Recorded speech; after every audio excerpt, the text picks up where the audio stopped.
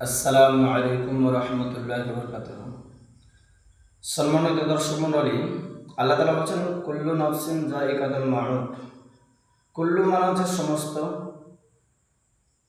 নাফস মানে হচ্ছে আত্মা, আর যায়িকাতুল মানে হচ্ছে মওতকে চিখা।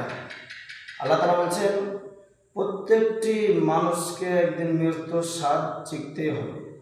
মৌত এমন একটি যানবাহন যে মৌত থেকে আপনি আমি দূরে সরতে পারবো না। কেননা আপনি জাহান্নাম থেকে বাঁচতে পারেন, বিধায় আপনি আর অন্য কিছু থেকে বাঁচতে পারেন, কিন্তু মৌত এমন একটি জিনিস, মৌত থেকে আপনি বাঁচতে পারবেন না, আপনার ক্ষমতা নেই।